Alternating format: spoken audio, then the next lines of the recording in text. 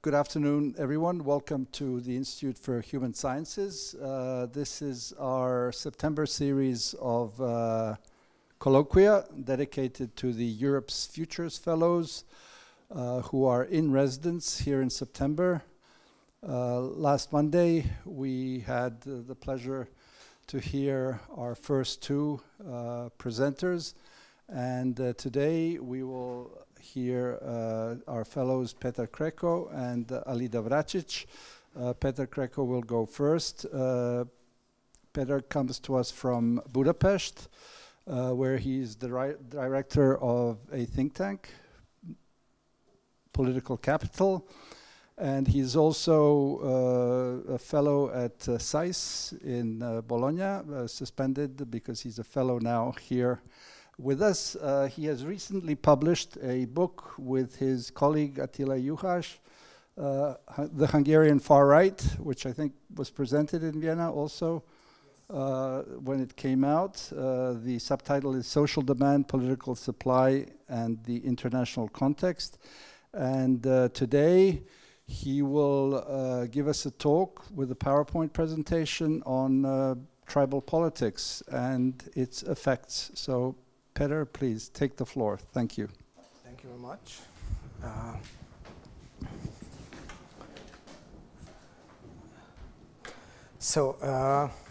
Thank you very much for the introduction, Ivan, and thanks also for the Institute of Human Sciences for having me here, and also for the Erste Foundation for supporting that I'm here. The topic that I will talk about is originally conceptual and theoretical, but as Kurt Lewin, famous social psychologist from the 20th century, said, there is nothing more practical than a good theory. So my concept, tribalism, tries not only explain the political tendencies and phenomena in the Western world these days, but also have some practical implication in terms of perception of corruption, demographic politics, the perception of foreign interference by specific group voters, democratic transgressions, and so on and so on. So given that it's a conceptual exercise, I'm practically, let's say, halfway in the work, or even before, so I'm really happy to hear all of your insights and reactions to the topic I will talk about. And probably I'm superficial enough to always choosing topics that everyone can connect to a certain extent. So already had the experience here at IWM that whoever I talk to about my topics have usually far better ideas than I have about my topic. But the good thing is that finally, if I write a book, then I can pour all this knowledge I hear from others and good thoughts into there. So practically, my talk would come from where I would start with saying that the term tribalism for me is practically an alternative to the term that is quite usually used and I think abused in discussions these days, and this is populism. And I would not say that everything what has been written on populism so far is bad. No, not at all. I read and quote the scholars of populism a lot of time, and I think they had some very good, some of them had some very good thoughts about the nature of the phenomenon. Also, I don't think that what I will say about tribalism is something totally new that others haven't said so far, but I think when we talk about populism, it's wrong in the current context in the Western world is wrong for at least two reasons. One is that it's often an understatement. Let's take a look at who are the politicians who are usually labeled as populists these days. One of them is my beloved Prime Minister Viktor Orbán. So how much is a politician can be labeled as a populist who, for example, makes it more difficult to have referenda in the country and raises the threshold of validity for the referenda because he's afraid that in some issues, when he becomes a bit more unpopular, people can challenge him on power. So what usually populists do on power is that they demolish the democratic institutions. And populism is a term that can only be understood in the democratic context. So populism is not about, cannot be really defined in dictatorships because the legitimacy basis of populism is the will of the majority and the opinion of the majority. The second point why I'm rather dissatisfied with the term populism is that especially when it comes to parties on power, like Law and Justice in Poland or Fidesz in Hungary, what we can find is that in the voter basis of these parties, there is nothing you can find about the traditional features of populism. So the minimalist traditional definition of populism narrows it down to two elements. One is so-called people-centrism, some kind of identification with the people, and anti-elitism. So we, the people, are against the elites. And let me show you what we did in a research a few years ago, in the end of 2017, is that we tried to measure the populist attitudes in Poland and Hungary, in two countries where populists, so-called populists, are on power, and let's see how their voter bases resonate to their messages. And of course, I mean, how, for example, Viktor Orbán talks or how Kaczynski talks are textbook cases of populism. For example, Viktor Orbán said in one of his speeches that you can see how in many European countries the distance between the people and their democratically elected governments increases day by day. One of my ministers will be responsible for ensuring that this does not happen to us in Hungary. I asked him to persevere in finding points of consensus between the people and the government. So, textbook case of populism. One quote from Kaczynski. Kaczynski once said practically that vox populi vox dei. So it's the classical populist narrative that we are on the side of the electorate. We are the people against the elites. Let's take a look at how much. Okay, that how does it appears in the voter basis of these parties? First, let's take a look at people-centrism in Hungary. So people-centrism is about an attitude that we, the people, serve somehow as a community here. There were items such as like the most important driving force of politics should be the will of the people and things like that. Quite, I mean, statements that more or less everyone agrees with, but Fidesz voters, so voters of the Hungarian governmental party that is often labeled to be populist, I think they, according to the figures, they tended to agree a bit less with these people-centrist statements than most of the opposition parties. So we cannot say that this is something as a differentiating feature of the voter base of Fidesz. If we take a look at anti-elitism, so there are items that practically saying, yes, the elite is corrupt, and they are working behind the curtains, and they are conspiring against us, and so on and so on. And of course, from a common sense, not so unsurprisingly, Fidesz voters are not so anti-elitist, given that their party is the elite, is the domestic elite in Hungary at least, and all the opposition parties in this measurement seem to be more anti-elitist than Fidesz voters are.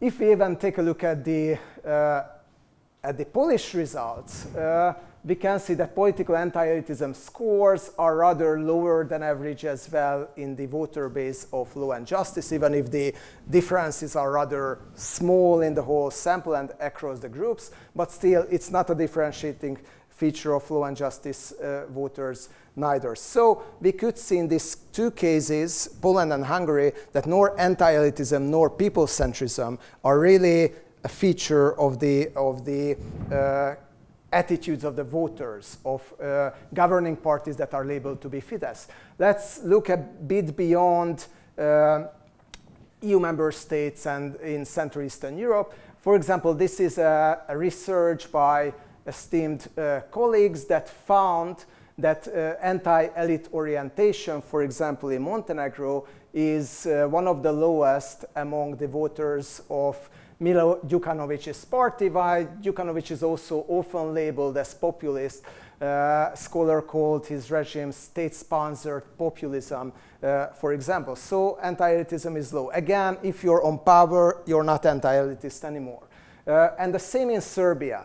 The voters of Alexander Vučić, according to a poll in 2016, were the least anti-elite among all the voters. And the differences here, we can say, are rather high. And if we even take a look at the trust in politicians, so the statement is most politicians are trustworthy. I mean, statement that most of the people tend to fundamentally disagree with, but we can see that among the disagreement there is a group that tends to agree a bit more with it, and this is again the voters of Alexander Vučić. So my argument would be that populism is practically a rhetorical strategy that aim to mobilize the electorate with people-centrism, with anti-elitism, if you're in opposition. But if you become a governmental party, then I would not say it changes its nature, but the mask simply falls down, and what usually it comes to is something quite different. So what are these different things? What did we found in the survey in Poland and Hungary about what are the distinctive features of attitudes of Fidesz and law and justice voters? Manichaean worldview.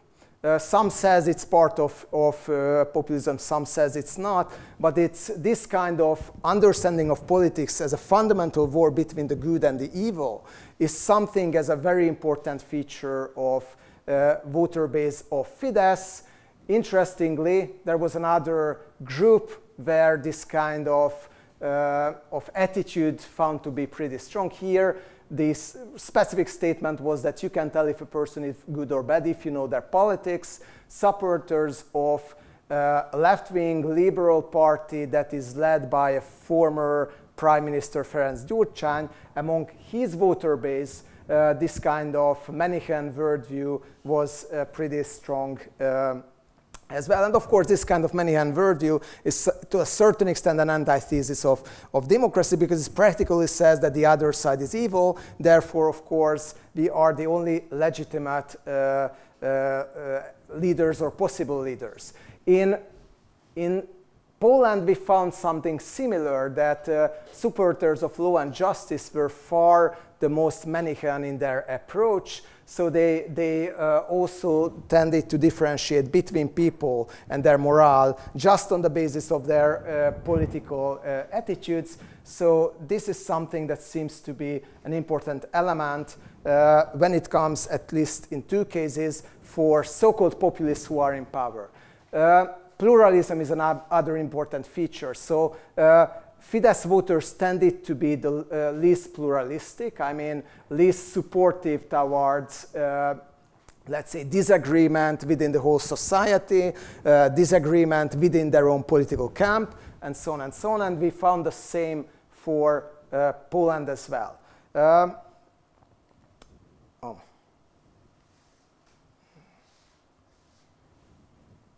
Okay. So if we take a look at these examples, I think we find that Manichaean worldview and anti-pluralism are two very important elements when it comes to the social psychological background of the so-called populism that I will call tribalism from now on. And we found a third important element, and this is authoritarianism.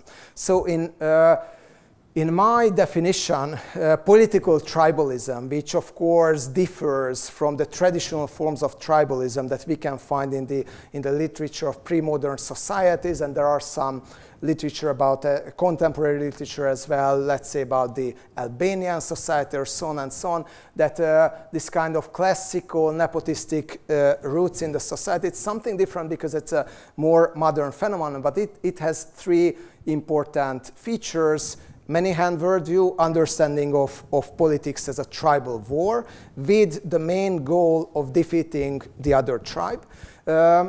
The second one is anti-pluralism, so lack of tolerance towards the dissent in the own tribe, and to a certain extent pushing for one specific narrative. And the third one is authoritarianism, that was also found to be pretty strong in both Fidesz and both law and justice voter base, which is rallying around the leader of the tribe. So if we have these three elements, and as I said, there was one empirical research when we tested this model, so it should be tested further. But what we found is that this attitude set comes together with one other thing that makes it more malevolent than populism, that the term populism implies, and this is support for political violence.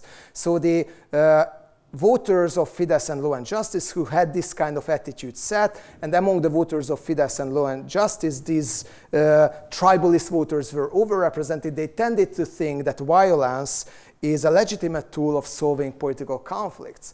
And I think here the big question is that why do we call this attitude set really as populism, in the sense that it goes well beyond democratic standards. It's practically the antithesis of democratic standards and values. And I would say that why the term populism implies that there is such a thing as identifying with the people, I haven't really found anyone in the world who identified themselves with the people in general. I think everyone likes to identify themselves with one particular group, but not with the universal feature of the people. And social psychological research also suggests that we all tend to think that we or our particular group is more special than others, is above the general, above the average. Why the term people would only imply that we are quite okay with being the members of the average. I think most of the people not. So when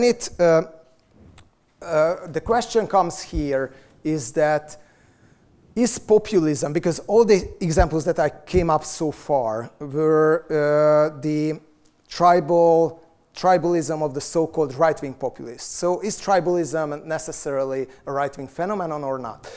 I would say no. And even in the example we brought up in Hungary, for example, we found that one left-wing party, I mean, whose voter base is really historical in many sense. If you tend to disagree with them in any issues publicly, then all their trolls come against you and attack you personally and so on and so on. So they, I mean, even everyday experiences support that they are rather tribalist in this sense. So we had this example. Nowoczesna voters tended to be more tribal than most of the opposition voters. It was in a time when Nowoczesna was a separate party. In Poland, a liberal party than the rest of the parties. So we can see that there is such a thing as left-wing populism. I do think if we can come up with a few examples, I mean, it's highly hypothetical without empirical evidence, but I think hardcore Remainers, for example, who tend to say that, okay, let's just ignore the popular vote in the Brexit referendum because Great Britain has to stay in the UK anyway. I think it has some tribal elements. When I was in the United States in 2006, and it was just a time when Donald Trump was elected, and of course in the university bubble that I mainly moved in, everyone was extremely depressed, and there were a lot of calls and Facebook calls by my, let's say, quite sensible university teacher colleagues that, for example, the Electoral College should totally ignore the electoral results, and they should not vote for Donald Trump. I mean, how realistic it is that and there were real, assessment that the Electoral College this time will not elect Donald Trump. So this kind of tribal mindsets with a highly strong motivated reasoning, I think, can emerge in left-wing environments as well. I had a discussion with Nicolo on my topic at one of the lunches. He came up with the example of Varoufakis' movement that has also some features of this kind of tribalism, with a very charismatic leader and with a very strong closed mindset. Bernie Sanders' voters, and the list goes on. But I think it's not just by mistake that if we look around the world, right-wing tribalists are way more successful than left-wing tribalists. And this is because I think this kind of particular tribal mindset that denies the universal morale and universal ethics and practically expresses its clear demand for particularism. It's something that is traditionally closer to conservative or right-wing ideologues in its approach, and also the anthropological pessimism of conservative philosophies such as, let's say, Hobbes, Burke, or Scruton. It's more close to this kind of tribalist mindset because practically, to totally oversimplify it, the statement is that, the mankind is bad anyway, and it's like we cannot really create a perfect society. Why even try to? It's impossible to create the welfare for everyone, so let's just defend our own group and admit that we are not that much interested in others. So, right-wing populists, or I would say tribalists, are quite open these days in admitting that they do not really care about universal values. So the 5 features of political tribalism that I think I find the most important one. First of all, tribal politics always needs leaders of the tribes. So this cannot really, as I said, authoritarianism is an important part of the system, and it again goes against the traditional notion of populism, which something assumes that it's somehow a collective phenomenon, but the person of the leader is extremely important, and the personal mobilization, as this rallying around the charismatic leader, seems to be an important precondition. The second thing is tribalism, and this is what mainly distinguishes it from populism. Populism, the term populism would imply that the people hate the elite. So it's something like horizontal, vertical hatred. Comes bottom up. But at the same time, what I would assume is that this kind of tribalist mindset is rather horizontal in the sense that follows the classical logic of the intergroup conflicts, where the most important story is not the hatred of the elites, but the hatred of some kind of other tribe. Also, right-wing populism, tribalism is much more about the circus than about the breadth. So, and Francis Fukuyama had, I think, a very important observation in his book Identity. He says that while most of the political conflicts of the second half of the 20th century could be characterized with material questions and redistribution issues, the late 20th century and early 21st century is rather for the identity conflicts, and its identity dominates and trumps all other aspects. And of course, tribal politics are really happy to use this tool. For example, when there are some problems with policies in Hungary, in healthcare, in education, and elsewhere, let's point to the migrant hordes that are just flooding our country, and we have to defend our nation from that. And then, of course, it elevates the political rhetoric and the political discussion to a way higher and more civilizational level, and it kills every possibility for policy discussions. So it's much more about identity than about money. And it also relies on the loud minorities and not the silent majorities. This is what Kasmuda usually argues, famous scholar of populism. Everybody knows that while right-wingers these days call themselves the representatives of the silent majority, in fact, they are usually the loud minority. And there were cases, and I would say that the most notable exception is the US presidential election in 2016, where a group that is numerically in minority could win an election via stronger mobilization. Probably the Brexit referendum is something that can be mentioned as well. We will never really know that if the polls that were predicting remain as the majority were simply false, or it was just the Leave campaign that mobilized less. But I think politics these days, and that's why the mainstream changed so a lot, is not about winning the hearts and minds of the majority, but about winning the hearts and minds of a tribe. And if the other tribe hates you, it's not a problem, it's an asset that you can use for mobilization in this concept of this eternal war. And the last point is that, and that's why I think that this kind of what I would say tribalist zeitgeist can be so strong and sometimes powerful, is that tribal politics have some kind of ancient power, and it's a more, let's say, sincere, more rude, but at the same time, for a lot of people, a more easy to identify with, a more natural form of politics than the, let's say, to be frank, quite artificial norms that were created in liberal democratic regimes.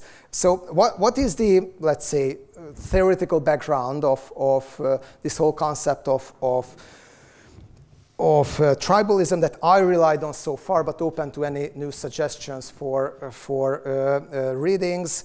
First of all, the general social psychology literature, which emphasizes the importance of intergroup conflicts, and the social identity theory that says practically that identity is for everyone. Social identity is something that drives our attitudes and behavior as well, in a lot of cases when we are not really aware of.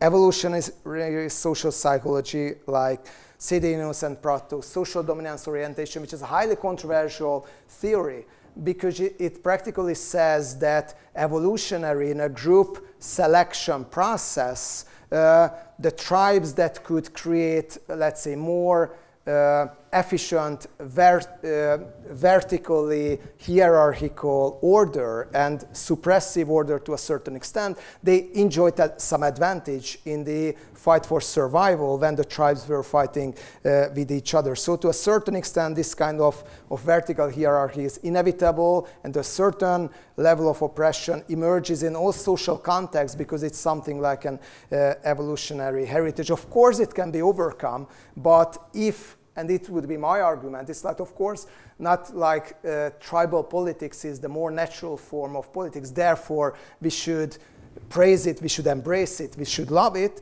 It can be overwritten by democratic norms, but when the members of the political game and the political leaders and the political parties feel that they have way more advantage of buying into this tribal mindset, go for post-truth politics, go for this kind of tribal conflicts, fueling identity-based conflicts, then of course the democratic norms can easily erode, and the politics can let's say, get back to this more natural form of operation.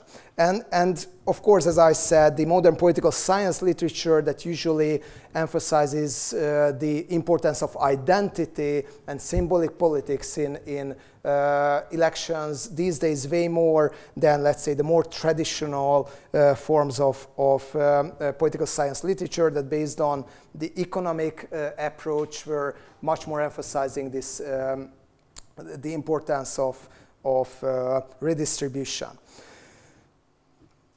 So, and yeah, okay, you can agree or disagree with what I've said so far, but you're probably raising the question anyway, that, okay, and so what? So what do we explain by the end of the day? What can we do with this concept? And let me come up with a few examples on what are the consequences of this kind of tribal mindset that I don't think that the term populism can explain pretty well. First of all, there are a lot of polls from the Western world that shows that corruption is not something, I mean, increasingly corruption scandals are unable to destroy the image of the politicians. And why is it so? Because there are a lot of studies prove that it's not just like if I'm voting for a party, let's say Fidesz in Hungary, then I just tend to tolerate the corruption of my beloved leader, but I find it as a merit, because in a tribal war you have to collect resources to defeat the other tribes. So, and even one so-called philosopher behind the Hungarian government right now, director of Corvinus University, he famously told once that what others call as corruption, we call it the real rationale of Fidesz politics. And what did he mean by that is that in order to be able to keep the power, we have to build up a national bourgeoisie. Therefore, we have to collect the resources the way that it is built up. And how much is it populist? Again, if you openly say you want to create a national bourgeoisie, it's about building up new elites. Also, selective norms towards democratic transgressions. What could be seen in Polish polls, in Hungarian polls, but also some polls and experimental survey results in the United States is that people not just tend to tolerate some kind of, in some cases, the democratic transgressions of their own leaders, but again, finding them as heroic acts, because if you fight an eternal tribal war, of course you need to occupy institutions in order to be able to keep the power, otherwise it will be impossible. Belief in fake news and conspiracy theories. This is also something that I think can better well explain with tribalism. I tend to disagree with some part of the social psychological literature that we tend to believe in fake news and conspiracy theories because we are cognitively lazy. What would it mean that if you just pay a bit more attention, then problem solved and everyone is happy and the fake news sites are just disappearing? But I think it's not the thing. The thing is that people will be happy to embrace fake news and conspiracy theories in a highly polarized tribal conflict until they feel that it helps their own camp. For example, let's come up with the example of the Pizzagate conspiracy theory before the 2016 presidential election. Half of the Republican voters believed that Hillary Clinton, John Podesta, and the whole campaign staff of Hillary Clinton was running a pedophile ring while they were running the campaign as well. Let's imagine how good time management skills it require. But it sounds like total stupidity. But at the same time, it proved to be a winning narrative that a lot of right-wing, let's say, pundits were spreading as well. And Michael Flynn was posting about it and so on and so on. So after a while, why to abandon this kind of notions if they are, even if they are untrue? If they prove to be the winning narrative, and the same with the George Soros conspiracy theory in Hungary. I talked to some right-wingers who tell that, of course, I mean, I know to a certain extent that it's bullshit, but you know, it helps us to win the elections. And it's a good thing by the end of the day. And of course, there is a difference between the fanatics and the cynical members of a voting base. But anyway, this kind of tribal myth logic that we need some kind of weaponized information to defeat the other tribe, I think it explains, and identity politics explains way better the belief in fake news than this kind of cognitive laziness. And foreign interference.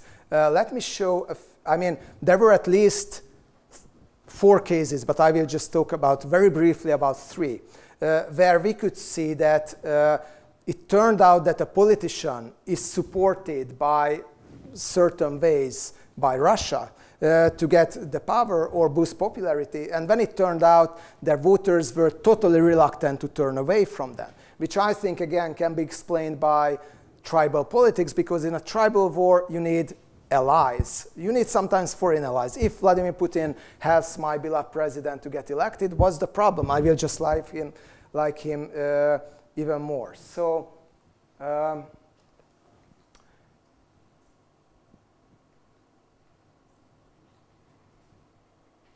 so what happened in Austria?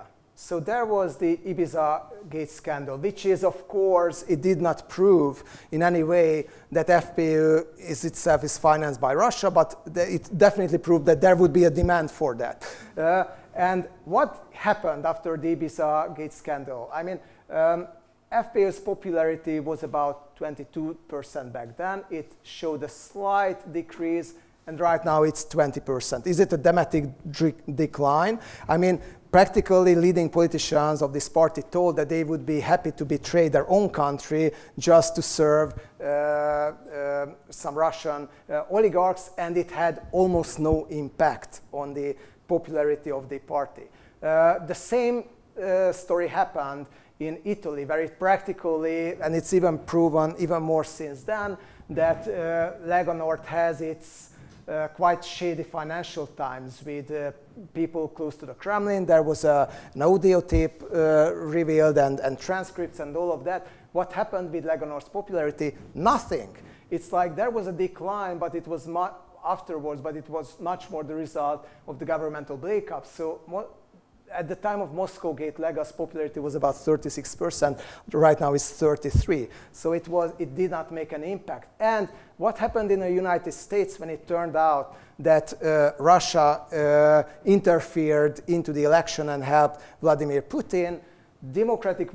Republican voters just liked more Putin, and Putin became simply more sympathetic to them, contrary to the Democrats who were traditionally way more dovish towards Russia, but because of that they turned against Russia. So again, it's what is a general feature of this kind of tribal politics is that it's totally, it's based on total moral particularism. I mean, we can do it, we have to do it, I mean, as far as it helps our own tribe, but we don't really care about general, artificial, abstract democratic norms, because these are not really helping us, and we don't have to deal that much with rules. And it would be my final slide. So, and one last element, and this is where Alida's talk, I think, will fit perfectly, would be about demography and emigration and immigration. And Joshua Green, in his work Tribal Politics, Moral Tribes, he made one very important remark. I will quote him directly. The tribal difference that erupts into public controversy typically concerns sex. For example, gay marriage, gays in the military, sex lives of public officials, and death at the margins of life. Abortion, physician-assisted suicide, the use of embryonic stem cell in research. That such issues are moral issues is surely not arbitrary. Sex and death are the gas pedals and brakes of tribal growth. So the most important issues these days in politics as well in Central Eastern Europe is about immigration. I mean, other tribe is coming with different, and there are a lot of tribal myths surrounding that. They are coming, a lot of young male are coming, they will rape our women, they will occupy our territory, they will kill our own men, and so on and so on. And people finally, who are not so much concerned about non-consensual sex traditionally, are rather concerned when these are the immigrants who want to rape the women. There was recently a demographic conference, a summit in Budapest, where there was the Hungarian Prime Minister Viktor Orbán, it's Alexander Vučić and Andrej Babiš, and the ex-Prime Minister of Australia, and there was really a big show of people coming up. I mean, what is missing from this picture? No women. No women. it's like the leaders of the tribe are just discussing that the women should give birth to more children. And it's like, why let the women to interfere into such important things?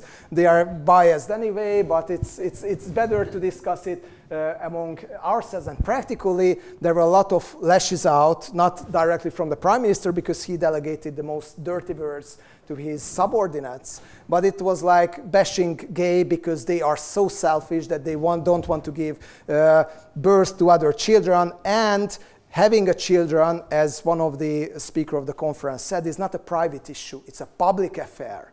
So you cannot just decide it on your own. And singles were lashed out at, of course, abortion and all these issues. So the most controversial issues that are surrounding politics these days, and I think it's like that in the United States, in Central Eastern Europe, and so on, are all about the questions of tribal politics. How big my tribe will be? Will it diminish? Will not? What are the policies that can make it stronger? How much we are afraid from other tribes coming and defeat us, and so on and so on.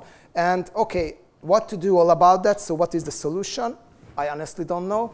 I probably will have some good ideas about it. What we know for sure is that what not helps tribal conflicts to disappear. And the most typical response, and that's why I also say populism is a bad term, because it implies that there is a conflict between the people and the elite. So what is the solution? Better redistributive policies that will just create a strong middle class and the whole thing will be over. No, totally wrong. Let's take a look at, for example, the Trump voter base in 2016. The well-off voters were much likely to vote for Trump than for Hillary Clinton. So it was not the revolution of the blue-collar people. It was a tribal identity conflict. I mean, for example, yeah, race was way more important in predicting the electoral result than income, or let's say education. Also, what we know is that if we want to solve tribal conflicts, probably, I mean, meeting with the members of the other tribe could help, and this is what social psychology literature tells us, conduct hypothesis, and so on and so on, but of course it's too idealistic, and it also has its limits. And one final thought that we found in some of our research, and this is, let's say, a semi-empirical, semi-hypothetical statement, is that tribal conflicts are way more easy to be fueled online, but they are much more easy to dilute offline. So, I mean, the online space with its bubbles and so on are quite, make it more difficult to go against the tribal logic. And what is in the book How Democracies Die is pretty well described, is that the political elites and, of course, the intellectual elite has a big responsibility in that. I mean, until they feel that tribal conflicts play into their hands, it's really hard to dilute them. But what I find a rather higher problem is that tribalism is not something that only drives political processes these days, but I think extremely and increasingly expert discourses, journalism, and so on and so on. It can make you way more popular if you just talk to your own tribe, and you know where you distort the truth. But if it's a way more winning, coherent narrative, it can make just you more popular. So I think tribalism is also something that we should think about it in a self-reflective manner. So thank you, and sorry for exceeding time here. Péter, thank you very much.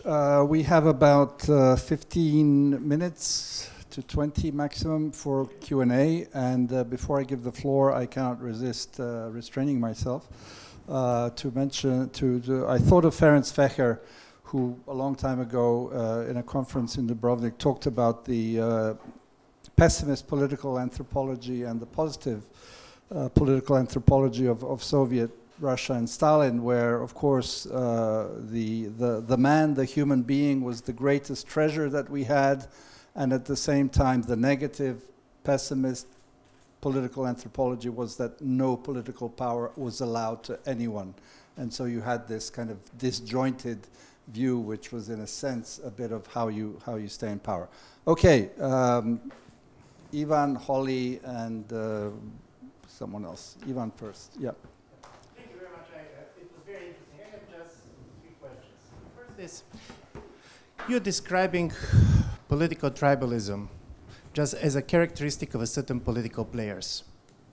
But if basically you're going to go on the opinion polls, you're going to see that this is much more the characteristic of the changing nature of the political confrontation. So in a certain way, for example, 29% of the Remainers do not believe that they're going to allow their son or daughter to marry somebody who voted for Brexit, and 9% on the other side. So to what extent political tribalism is a characteristic of a political actor, be it a party or group, and to what extent this is basically the end of the consensual politics and basically the rise of something that agonistic politics, something like, for example, others are going to say. Secondly, I do believe in this analysis is populism. You're absolutely right in many of the criticism, but there is one thing important about the idea of the populism, and this is the totally different understanding of majority, democratic majority, when it comes to the populist politics and to the liberal politics. And the story is that in this, because majoritarianism, in my view, is much more important to understand these actors than simply tribal politics, because tribal politics you can have these days in any polarized situation.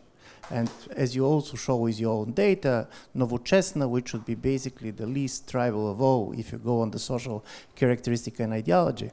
But majoritarianism means that majorities are not made, majorities are born, and majorities owns the state. So at the moment when the idea of the majority is not present, I do believe when we try to describe certain political party and so on, Bifidus and others, we are much more describing the post-consensual, anti-consensual politics that we have in many places. And if you go with the opinion polls, you're not going to see major difference between the voters of these parties and basically their opponents. For example, the idea that how you vote very much describes who you are. I do believe in Poland these days is going to be equally shared by both the opposition and the government. Mm-hmm.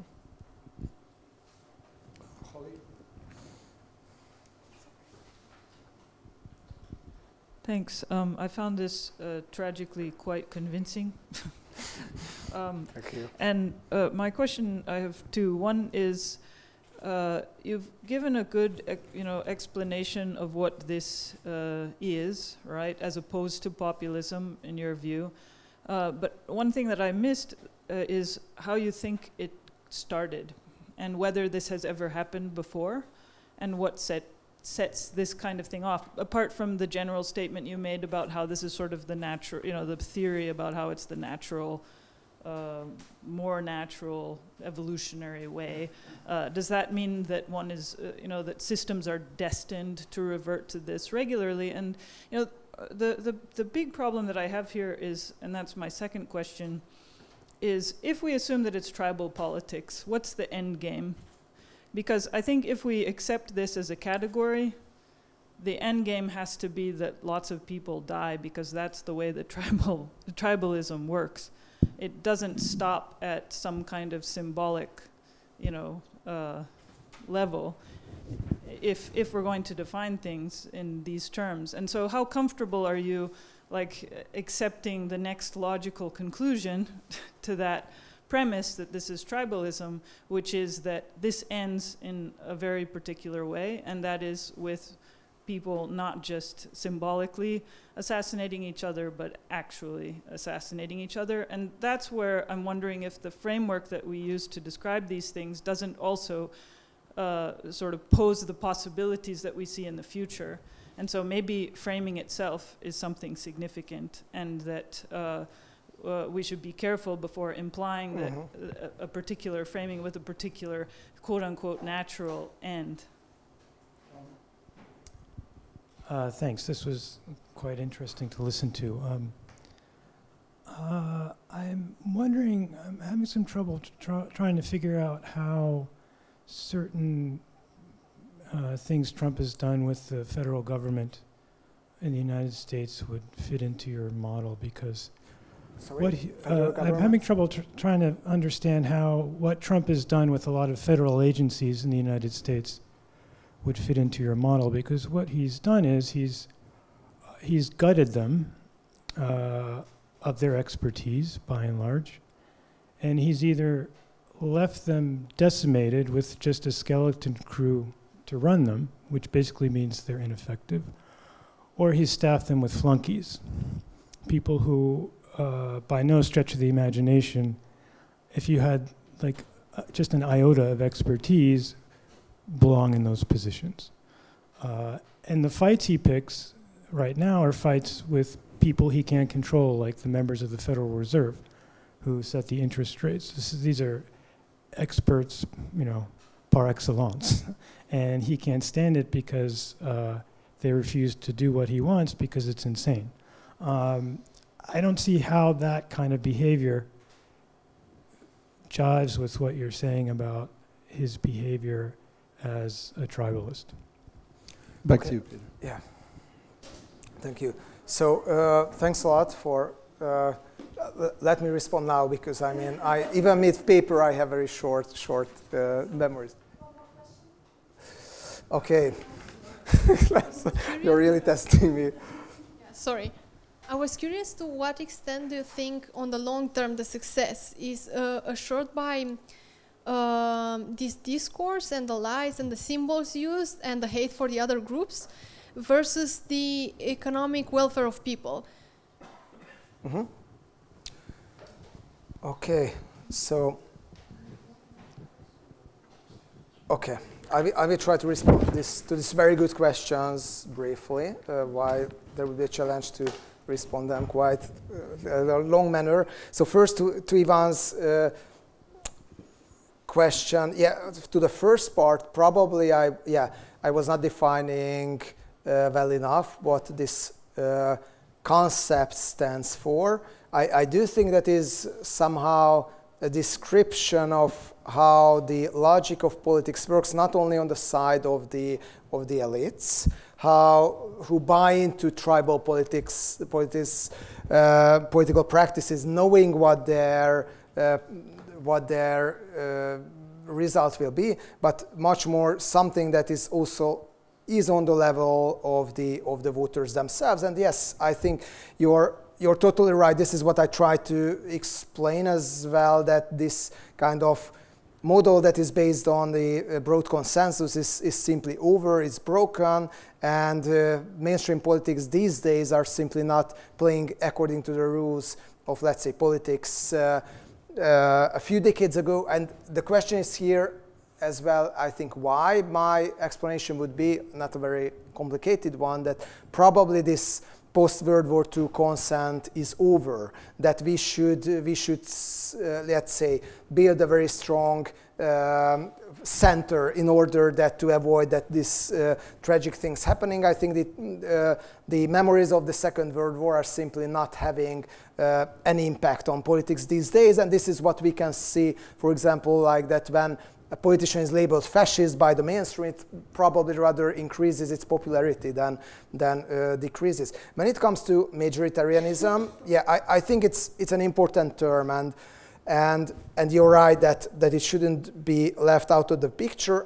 But I do think that we know some cases when people feel, I mean, and this is, for example, when it comes to Fidesz, that changed the rules of the referendum in Hungary, not allowing necessarily the majority to raise its will. I think when the majority that always, I mean electorally at least, exists in some form, when the populist is elected, when they are afraid of it starting to erode, it turns into, I think, this kind of particularism and tribal logic. But I think probably it's good to differentiate between populists that are still popular and populists that not, because they behave differently. And I think but even for the populists who are popular, I think they have this kind of tribal mindset because they are afraid that they will lose popularity sooner or later. And then I think even the concept of majoritarianism is more difficult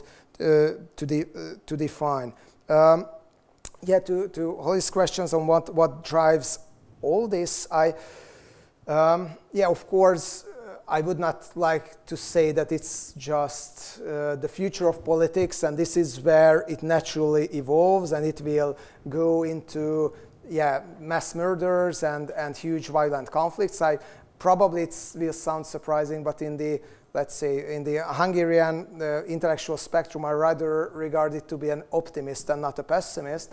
So I do think that it's not, I mean, there is nothing inevitable about that, because my point would be that it's really, I mean, the elite plays a huge role in that, and the discussions and the institutions that try to set the democratic norms matter a lot. There are some who says that what politicians said doesn't matter anymore because everyone hates politicians, but I think it's not true. Even in countries where we can see that, of course, in public opinion polls, everyone hates politicians, but by the end of the day, what politicians say and how they define the norms, what they do about the institutions and so on, it's quite easily becomes some kind of social norm as well. So I mean, the reason why I'm a bit worried is that if we take a look at some subsequence of the stories, such as fake news conspiracy theories, we couldn't really see examples from the last, let's say, 4 or 5 days when some kind of post-truth elements did not appear in campaigns, and especially the winning ones were usually the ones where you had more of these post-truth elements. And of course, the orgy of that was the Hungarian electoral campaign, where there is practically no immigrants in Hungary. Still, the only issue that matters immigrants, and everyone was afraid about immigrants. So I think it's not and probably one thing that can make us a bit more optimistic, that I think the tribal politicians will only start a war when they really feel that there is no other option and it will help them. And I don't think that there are too much politicians in the world, and especially, and I think international institutions help in that a lot. I mean, one NATO member state attacks one other, and for what purpose, what does they expect it? I mean, if Viktor Orbán goes mad and attacks another country, I mean, he knows it won't happen, because he knows that it won't lead him anywhere. It will lead just losing the power. So probably this kind of international institutions that tribal politicians are mainly against can help a bit, even EU and NATO, to dilute this kind of conflicts. And to your question on Trump and the federal institutions, I mean, probably I misunderstood what you said, but I think for me it rather fits into the logic, in the sense that in tribal politics you have two options with an institution: either occupy it and turn it to your side, or demolish it. And I think from this bird perspective and superficial perspective I have on US politics, I think what happens more or less fits into the logic. I mean, when you think that these institutions pose a danger for you, let's empty them, let's try to weaken them, let's, I mean, not necessarily fill them with loyalists, but just rather let them die. But when it comes to important one, let's say, chief of FBI, CIA, and so on, then try to put there your people, because you know, or the Supreme Court, because you know it's extremely important. And to the last question on the economic drivers, this is what I told, that I think it's really more about identity conflicts than about material conflicts. And of course, and probably it's a response to your question as well on when can it turn really evil. Of course, when there is a fight for survival in the literal sense as well, for the resources, it can make tribal conflicts obviously more rude, more brutal, higher in stake, and more violent. I don't really see it's mainly happening in the Western world. Yes, of course, we can say that inequalities are high, but of course, I mean, in the Western part of the world, inequalities are the lowest if we take a look at it on the global scale. But even in countries where I think there are a fairly high level of welfare, we can see that tribalist politics are on the rise, including Austria, including many others. So that's why I think that Of course, we can argue that for social justice reasons, redistribution should be on the top of the political agenda, but we should not expect that, let's say, a solid middle class will be a cure against tribalist or populist politics. Okay, a quick question, maybe that's left there, and then we'll wrap it up and move to Alida. There was also a note on welfare, I think, yes, and. Sorry. But if the economy goes well, does it matter what they say, or does it matter who hates whom or who lies, or if it's Thank you. It's more important that the economy goes well and then people keep voting for them. You know, like for example in Poland, there's in economical terms and in terms of people returning to the country, it's getting better. So is their popularity due to this or due to their discourse and the tribalism, which is on the long term, which do you think counts more? This was my question. Sorry for misunderstanding it. Thank you for the answer. And may I ask like two short questions? First, a bit in continuation of to which extent it is historically unprecedented if we put it into the broader perspective of politics before the World War II, which was very much polarized and which was not only redistributive or on material base, but very much ideologic. I mean, it was ideologically based, and it was violent throughout the 70s. I mean, in terms of the methods of political struggle. But at the same time, it seems to me that you're speaking about this difference of a different understanding of ideology, because of what you described, it is very much identity politics, but with a different understanding of ideology, if it makes sense. On this point, like how then would you differentiate tribalism versus other types of polarizing politics? And my second question comes from the tribe, because tribes get its power because of the social interaction, because for the tribe, the initially sharing norms or identity, it comes as a package of these very immediate and direct social interactions, which was for both for the tribes in the early history, but also for subcultures. So how the tribe then is formed, so with this efficacy of immediate interactions, does social media or social kind of this new means play a role providing this basis for this new medium? So thank you. Okay, Ivan, yeah, briefly. For me, one thing is very interesting. If you go with political tribalism, so the liberal state or the liberal players, even when they pretend that they're interested in the well-being of everybody in the community. Even this is not true. Rhetorically, this is the case. So what is interesting about the type of politics that you talk about is that normally you're saying that those who do not vote for you, basically, you're not interested to represent them. They don't matter, they're not true Hungarians, they're not true Poles, and so on.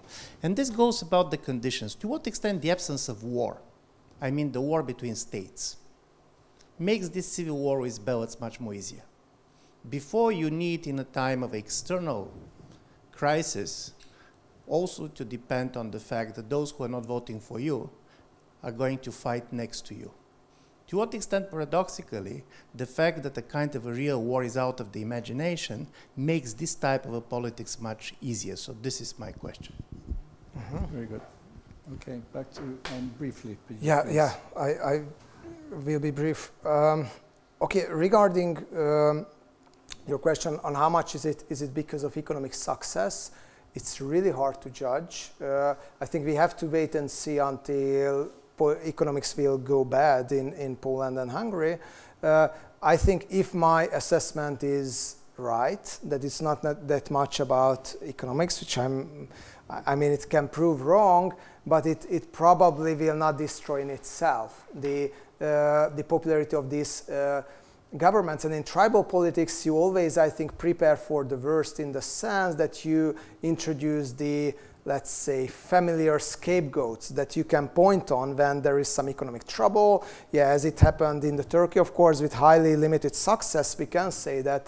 But the depreciation of the Turkish lira and all the economic troubles are just because of the United States, of George Soros, or whatever. We could hear it in Russia. We could hear it. We could hear it when there were some economic troubles in Hungary as well. The problem I think is when the economy goes down, that you usually have to raise the stakes and put, let's say, this kind of rhetorical war you're usually waging into something that makes, has a higher stake. And this is what I think reduces, or it can increase the chance of some kind of violent conflicts. But I think it's not a, let's say, a deterministic fate that if the economy goes down, that the tribal politics goes down. Of course, it's always always easier to be more popular than in growth than in decline. The interesting thing about the last Hungarian election was that let's say, there was almost 5% economic growth, unprecedentedly low unemployment, real wage rises of more than 10% for 2 consecutive years, and so on and so on. The government almost didn't talk about it. They almost talk only about migrants and George Soros and so on and so on. So this kind of tribal conflict. So tribal logic, I think this kind of micromanagement of policy issues, it's not something that fits rather well into this tribal logic after a while. About the question on the on social interactions, yeah, of course I thought about how much what I'm telling is something new. I do think that, yeah, one new element of the tribal politics these days is that there are the technological tools that makes it easier to do it. And what we can see all around the world these days, let's say ISIS propaganda, anti-science theories, tribalism, and so on and so on. So medieval thoughts are very easily can be spread via 21st century technological tools. And in some cases, we feel that these are the guys who can best exploit this kind of technological tools. So of course, these filter bubbles and so on that are becoming a commonplace these days, but it definitely helps to drive this kind of tribalism. And I don't really think that we need a physical tribe and real social interactions in order that we feel ourselves parts of a tribe, or it can be even a substitute. A strong social identity can be a substitute of real, meaningful, everyday conversations and social interactions. Hope it more or less responded to your question. The first part was about the broader historical trajectory of other instances of polarizing policies and probably of a kind of changing attitude towards ideology. I think what we can observe, I'm not a historian myself, so I try to respond very briefly on that, not to make any mistake, but I think what we could observe to a certain extent before both world wars, especially the second one, but partially the first one as well, that a bit similar logic emerged, but to a way more extreme extent, hopefully, that we can observe these days. The democratic norms that existed in parts of the Europe to a certain extent started a bit erode, which gives a stronger, let's say, dominance of this kind of tribal logic. So I think this kind of eternal fight between the tribal logic and democratic logic, of course not eternal, because democracy is not eternal, but this is this modern conflict. I think it characterized the 20th century, or parts of the 20th century. What is probably even new in these days is that democratic norms in general became a bit stronger, in the sense that even tribal politicians themselves, let's say, I think apart from probably Kim Jong-un and the Chinese leadership, almost no one in the world claims that, I'm just here to represent you because I defeated the other tribe and I have the strongest power. So this kind of democratic legitimacy and seeking for democratic legitimacy, which is part of the populist rhetorical game, is more or less becoming universal. I think thing is that when it comes to populist rhetoric that seems on the surface to a certain extent democratic, it rather fuels this kind of tribal reactions and undemocratic responses. And to Ivan's question, sorry, could you briefly repeat it? I'm going to talk to you after. Let's not take it. Okay. Okay. Sorry, I mean, I didn't have enough room on my paper, and I just don't know where is your question. No, it's a very important question, one that I've also mentioned in a different way than Ivan. What does it mean to have lived for 70 years in peace for politics, right? Yeah. But okay, hold your horses because we're already over time. Thank you, Peter. And as you know, we all have a drink and some food afterwards to continue the discussion. So thanks, Peter. Thank you. Where to sit? Thank you. Yeah, I mean, these are such rich presentations, all of them, that we could spend a whole afternoon and evening and day in a conference to talk about them. So we move on to Alida Vračić, who's the director of a think tank called Populari. The name she gave this think tank came before the modern use of populism, so maybe she can explain why she gave that title to it. She's also a fellow of the European Council of Foreign Relations in Berlin. Full disclosure, we've known each other for a long time, and when I was a donor at the German Marshall Fund, we supported the think tank efforts in Bosnia and Alida, and she has been working for a long while on issues of demography, or rather migration, immigration, emigration, circular migration, brain drain, brain gain. And she will continue this project. And what's interesting in terms of the Europe's Futures Fellowship, she's worked with Tim Judah also, who was a prior fellow. So we're trying to make various connections between the generations of fellows. Alida. Thank you so much. I hope you can hear me because I have this beautiful dress and this cannot be stitched to it, so I have to wear it. Thank you for the kind introduction. Even already explained that I do have a couple of hats at the moment, so I'm a visiting fellow at the European Council on Foreign Relations. I'm very grateful for the IWM to have me here also as a visiting fellow, and I'm also running for 11 and a half, almost 12 years now, a think tank that is based in Bosnia. It's called Populari. It comes from ancient Rome, where you had optimati and populari, basically two streams. One, optimati, were there very close to the sort of governmental circles, or they were part of the establishment. And populari were just eccentric people who had really brilliant ideas, not often being really listened, but they do have these kind of, they had these good ideas. So we have decided to call ourselves that way. As Ivan said, I will be talking going from theory to practice, very much so. I will be talking about emigration from the Western Balkans and everything that is related to that. That question has been with me for already quite some time. I have been working on two different studies that I would definitely recommend you to read that I have done for the European Council on Foreign Relations. One is basically taking a stock of what is happening in the Western Balkans, why this is a question we should have been discussing even before, but even now. But also it touches upon why Europe should be interested in this question. And the second part of it is me going into sort of a little bit deeper, taking a look into what can be done to basically not to prevent people of departing from the region, but how to make use of it. And what's the best way to start talking about immigration is numbers. Now, numbers come in here with some caveat, because as Ivan said, Tim Judah has been working quite a lot on numbers and demography and immigration in the Western Balkans. And one has to be extremely careful, because not only that we have censuses that are not necessarily something to be very, to trust 100%, but numbers are being taken in manipulative ways from all sorts of parties for all sorts of purposes. So one has to be really careful when we speak about immigration, and who comes in and who comes out.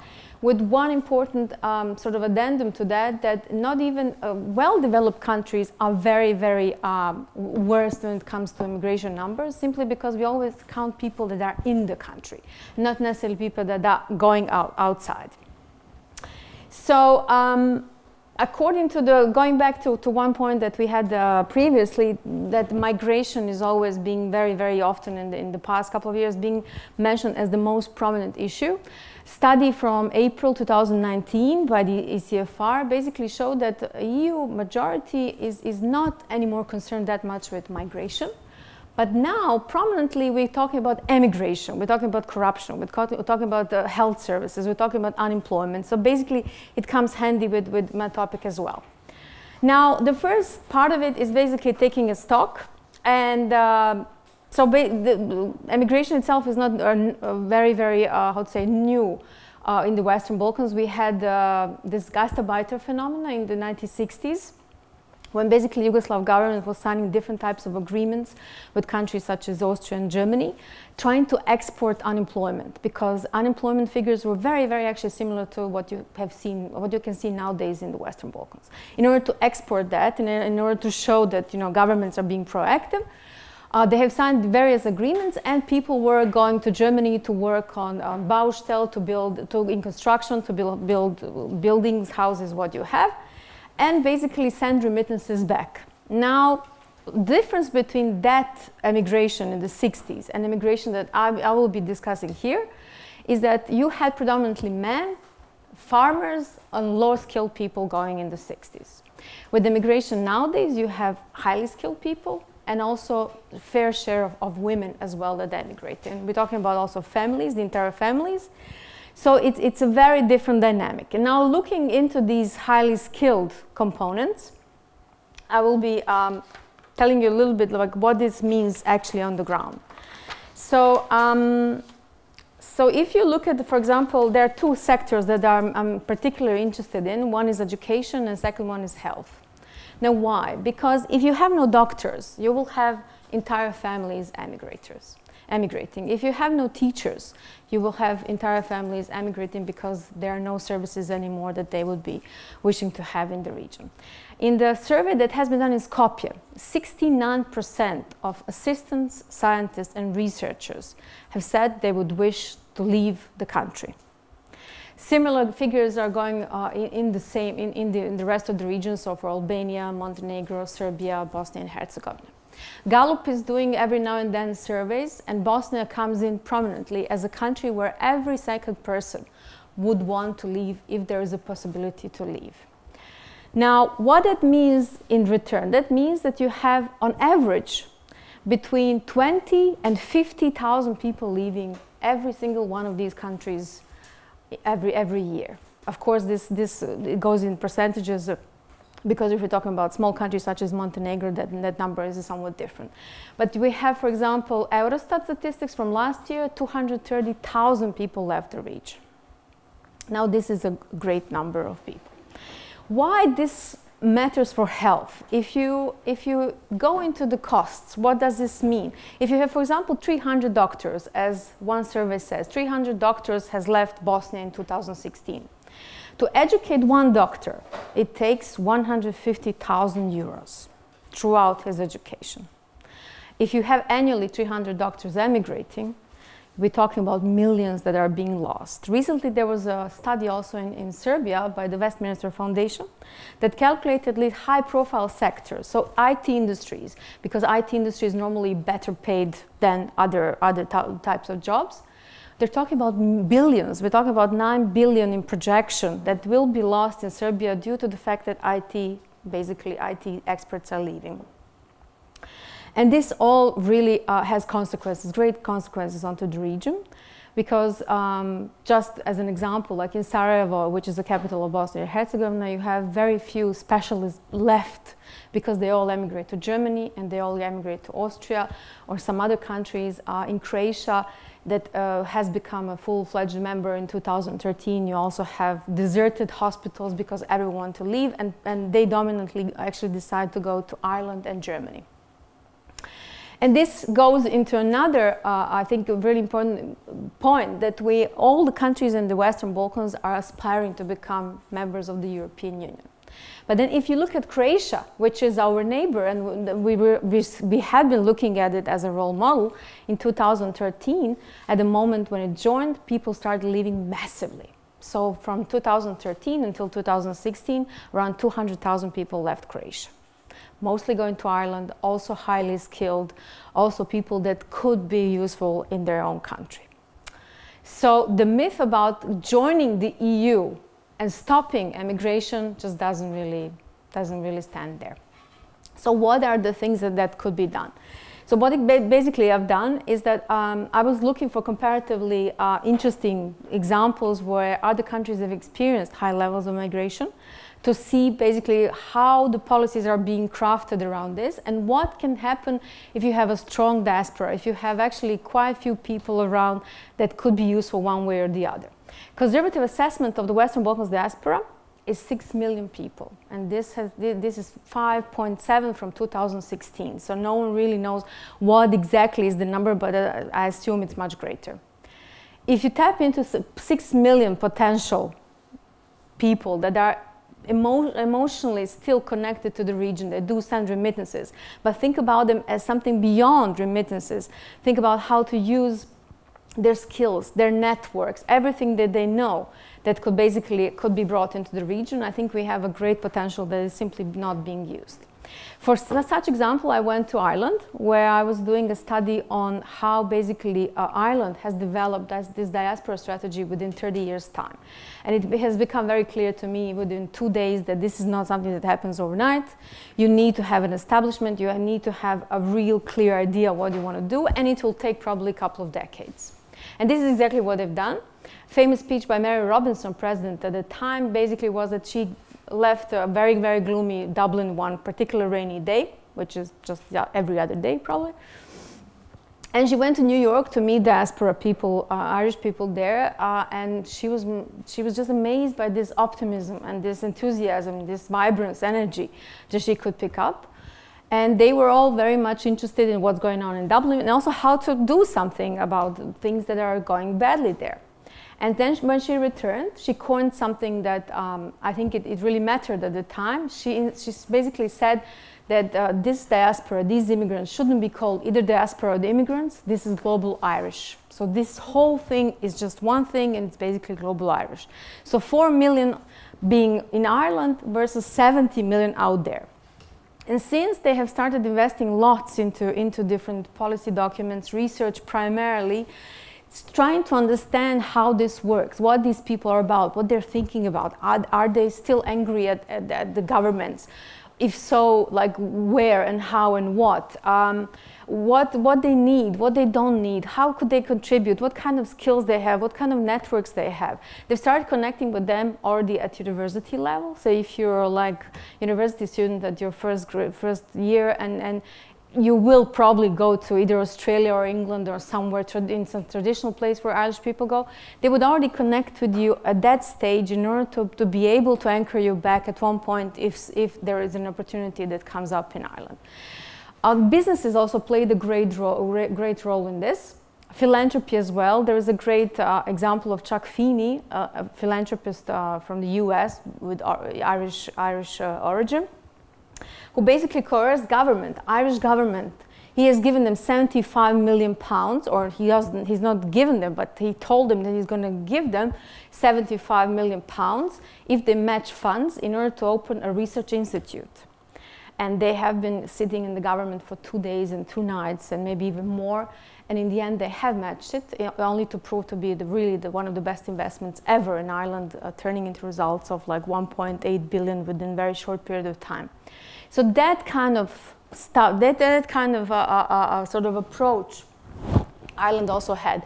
Very good example is also Lithuania within the European sort of circles. Team Judah has been working in Romania. There are pockets in Romania where this is happening, where IT industry is being sort of attracted back or given some incentive to stay there. So in the end, I mean, I think we haven't even started. I mean, this is one of the topics that is being discussed every day among every single person that I know in the Western Balkans. It's very emotionally charged, yet it is nowhere in the politics. Like, there is no politician that we know of that really openly discusses this in frank and honest way, and even not to speak about proposing any policies forward. And I think this makes it even more interesting, because it is definitely one of the topics that you have to encounter when you speak with someone from the Western Balkans. And only recently we had one such example with Nikola Dimitrov, Foreign Minister of North Macedonia, where he basically said that immigration is so bad that, you know, unless North Macedonia gets chance to do something with the European Union, it's going to be even worse. And that's one way to keep people back home, to give them this idea that something is happening, that there is some energy after all in the country. Now, I'm very skeptical about what the European Union itself, membership, opening chapters, closing chapters, negotiating can do. But what I do know is that you have to start opening up this debate in a way that is meaningful and not necessarily pathetic. I mean, this is something that should be discussed in a way where you have this potential sitting somewhere, where you have people being willing to contribute to their home base in one way or the other, but they're simply not being used. And this is where what brings me to another point, which is the circular migration. Just one of the ways how can we start understanding this thing. So basically, sending people somewhere or themselves going somewhere in order to have them back in some shape and form is I think a good start. At the moment, as we speak, Germany is aggressively taking people from the region. When I say aggressively, I mean it aggressively. It's really like there are campaigns in the Western Balkans for health workers, for educators, for all sorts of people that can instantly get onto the German market. And this is very interesting because, you know, on one hand, you have aging population in Germany. I mean, at the moment, there are like, 35 vacant posts for medical workers that are being opened and ready to be filled. You have 2.8 million users of this how you call this, elderly care. And this projection, it will grow like in 10 years' time to double as much. So there will be even more need, and people coming from the Western Balkans are really instantly on the market, because the only thing they have to do is to prove that they've done some work and to get certificates and maybe do some language courses here and there. But even that has been stripped down with the new migration law, because new migration law that has been imposed in Germany, or that has passed in Germany, recently basically stripped down all these requirements. And one of the reasons is that Germany was hoping also after Brexit to attract the best workers, which simply did not happen, because one of the requirements is to know German language, which most people don't, and it takes time to learn. So instead of like 100,000 people that were supposed to be attracted, only 40,000 were attracted in a certain period of time. So on one hand, you have European Union benefiting in a way from this high immigration, and then it leaves region deserted. But at the same time, region does get some remittances, and it gets some skills, and it gets some networks. And one of the positive effects is that you have, for example, in every country of the Western Balkans, you have children, instead of doing anything else, they go for language courses, and of course it's German.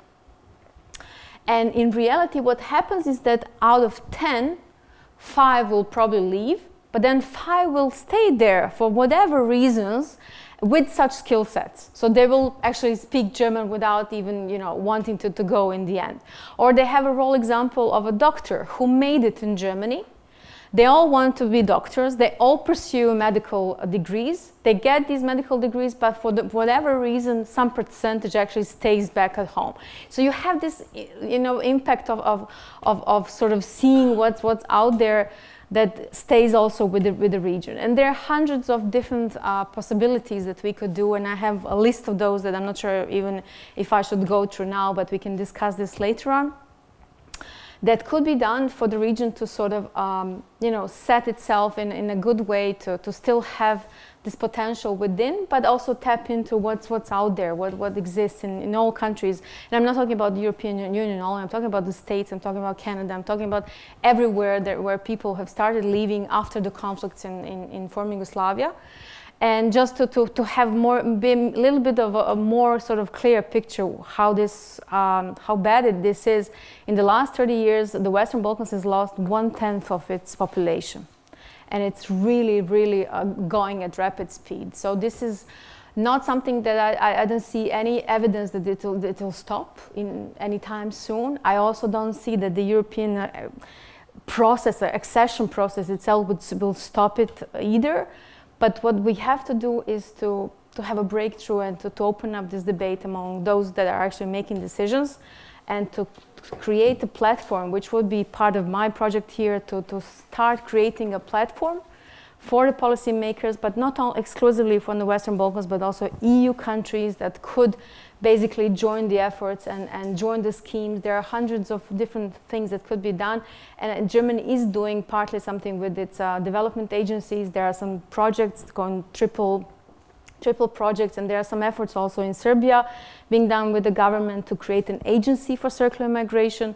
All these are sort of good stories, but unless we actually convert them into something that is a meaningful policy, I think we'll be seeing much greater numbers of people leaving, and with no real idea how this could be beneficial in the end for the Western Balkans.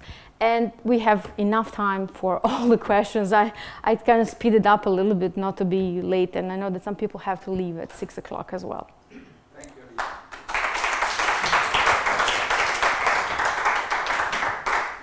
Thank you, Alida. This is obviously within the framework of a really broad question.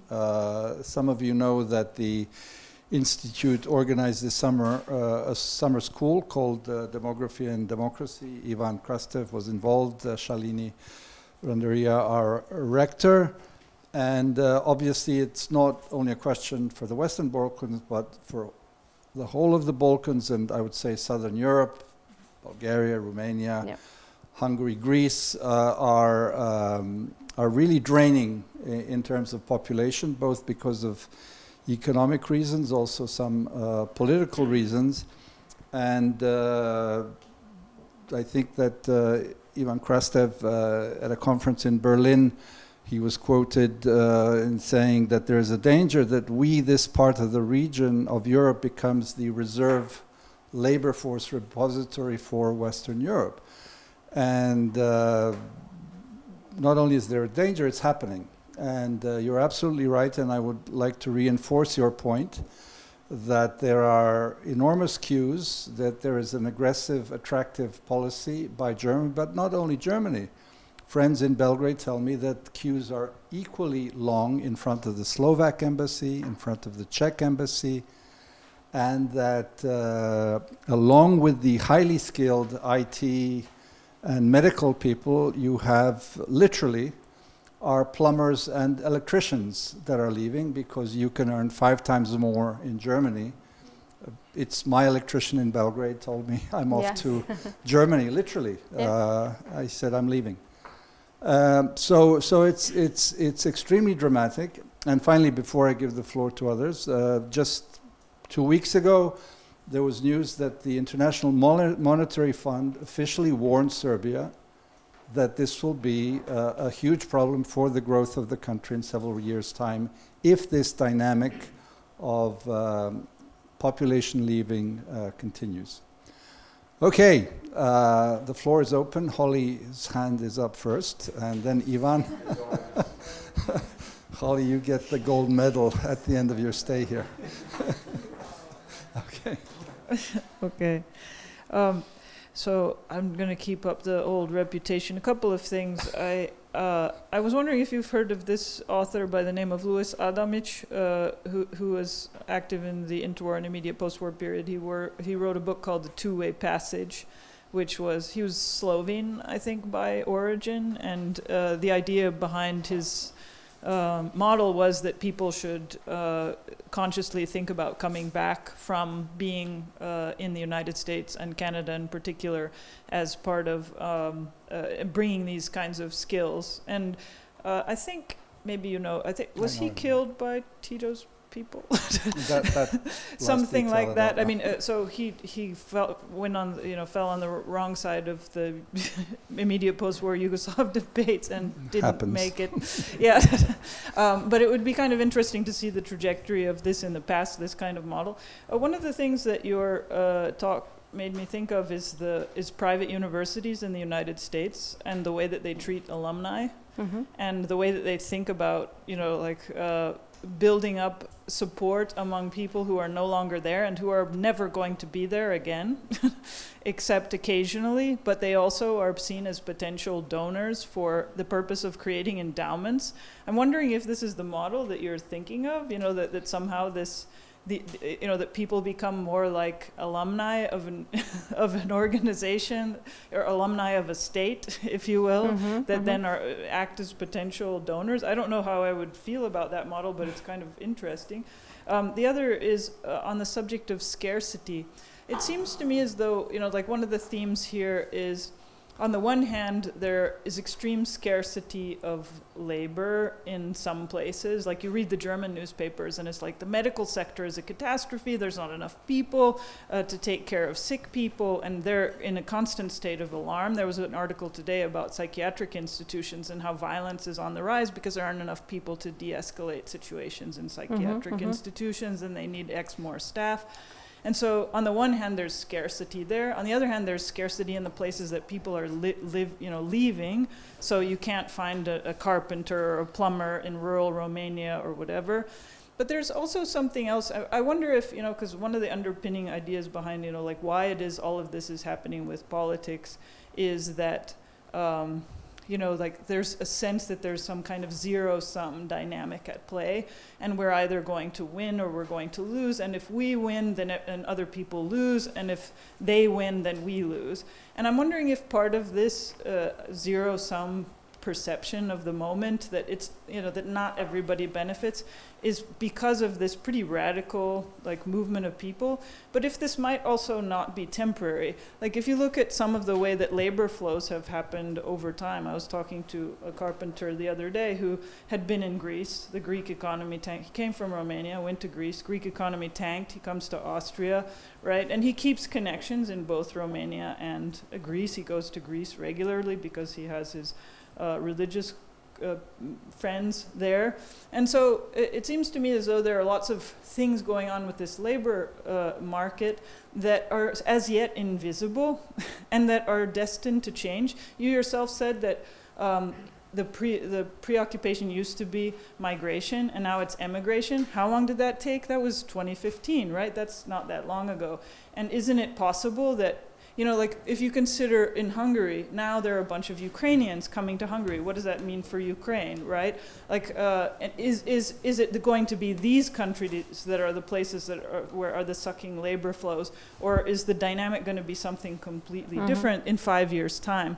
And so I'm just wondering whether, you know, like fixating on the kind of crisis attitude of the moment might overlook some of the, you know, the patterns that are likely to change in 5 years anyway, for various reasons. What if, you know, the British economy tanks then, or if they stop, you know, allowing people who are EU citizens to stay, then something, you know, something's going to happen, but we don't know exactly what it is.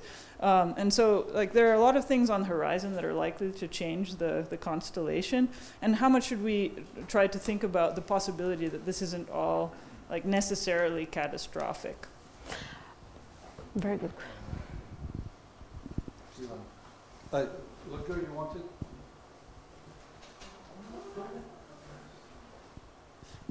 Yeah, I also want to continue because there is not simply that people are living, but they are living in an area in which, because people have been living Eastern Europe for a long time, but normally they were living in societies that had a high population growth like everybody. So you have this combination between demographic decline, I mean fertility rate which is below reproduction, and emigration, which is creating the problem for the short term. So from this point of view, even if Holly is right, that probably they're going to be returned, the problem is how long this society can wait. And I'm going to give some figures basically from Romania. For the period 2007-2017, 3.4 million people has left, 70% of them younger than 40. And I want to push you also on the political side of it. Because we're talking about only economy, but paradoxically, this is also very much changing the electoral body. Because when people outside of the country, basically they're going to be less active in voting and so on and so on. So all these ideas, all this problem for democratic change and basically reforms and others are very much this is an obstacle, and we have now quite a lot of data showing that in regions, for example, in East Germany, where you have kind of a population older than 60, missing young people and others, these are the regions that have a highest support for the far right. Even more, in their way to keep people staying in the country, some of these nationalistic leaders started to use a very strong anti-Western rhetoric in order to mobilize kind of a nationalistic pride. Don't go, don't betray the country. Albanian Prime Minister Rama went on television and said to the doctors, don't leave your fathers and mothers alone and so on, be patriot. So paradoxically, this type of an emigration is also one of the resources for the nationalistic mobilization. I don't believe it's going to be effective, but it is also changing the character of politics. And I do believe this combination, not only the economic, but also kind of the political part of it is interesting to be taken account, including some of the anti-European sentiments. And I'm going to stop here. But when, during the European elections in Bulgaria, you're asking some old people why basically you're getting more skeptical on the EU, and they said the EU basically has stolen our doctors and our children. So in a certain way, you have also kind of an areas which politically become very much more difficult. So this part of it is also critically important. But, and this is my last issue, but this focus on return is making the situation very difficult because these regions, in order economically to survive the short term, need migration. The more they do believe that people are going to return easily, the more hostile they're going to be to any type of migration. So in a certain way, all this kind of a dream of our own kids returning is the way for the governments to say, let's not allow others to come because we hope they're going to come back. So I'm interested also how you're reading this one. Why don't you answer those two questions and then we'll go to the next round. Okay, so even everything that you have mentioned is really in the cloud. There's very little research being done on this to begin with. I mean, if we're talking about political implications, on one hand, you do have people that emigrated 30 years ago after the conflict in former Yugoslavia, now being sort of, you know, considering themselves German, sitting in Germany and voting for AfD. And then you have those, I mean, recently there was a study, there was a survey actually, not actually a full study, that shows that Serbian people in diaspora are less concerned with issues such as Kosovo, such as whatever national identity, but they're more interested in corruption. They're more interested in what can be done in the country and how they can contribute. So I think this is a changing thing, maybe possibly a changing string that we could be working on. And this is why I imply that, you know, there is a potential out there, because unless we go out and ask these people how would they engage in order to come back, we wouldn't necessarily know, including their political attitudes. But this requires panel surveys that are simply not being done, because this is not a topic that has been as researched. And as for the demographic decline, this is also a coupling issue. I mean, there are some statistics here that I have taken, and I mean, how bad it is. It basically is now at what, like 12% of people over 65, and according to some projection, it's going to be up to 20-something within a couple of years. I mean, a decade or so. So we're talking about serious decline, apart from some countries in the region, but the rest of it enjoys exactly the same status as the Western Europe. So it's really, I think there is a necessity, and this is why I like to compare Ireland, because they have started from zero, not knowing anything about the diaspora, what they're up to, where they are, what they do. And only recently they've started doing research on, for example, Abu Dhabi and Dubai. not knowing what Irish are anyway doing in Abu Dhabi and Dubai. And I mean, then you know, a couple of years after, there was something else. There was some other geographical point. But I think this is this is what has to be done in order to understand more dynamics and their thinking about engagement, one way or the other, including political one. That is really, really interesting. I think that can change also dynamics within the region. Then what other questions? Holly, I really do hope that I didn't sound that gloomy. I don't think it's catastrophic at all. I think it's necessary. I think migration is really necessary, and for the Western Balkans, like for Romania and other countries, it's vital. What we do not think through is how to make it, you know, not only beneficial for one party. And at the moment, it really is, in a way, you know, apart from remittances, where we end our thinking about it, there's not much going on. Like, for example, in the Western Balkans, if you discuss with any person from the World Bank or any, you know, a business person or someone who works in the Chamber of Commerce, they keep on talking about FDI. No one ever has mentioned, until I've done this research, something called DDI, Diaspora Direct Investments, which is another model to be basically, you know, used and implemented in the region, because it's much easier to implement it. Most of the know-how stays within the region because it's something that anyway comes, you know, from someone who is originally from the region. There are all sorts of schemes that we could have been, you know, seriously sort of thinking of in order to make it less catastrophic. So I don't think it's catastrophic. I don't want to sound like Kolinda Grabar-Kitarović, President of Croatia, who basically a year ago said, facing with the numbers of Croatians leaving, she said that this whole concept of a mobility of the European Union is just something to be completely revised because it doesn't work. Everyone is going to leave.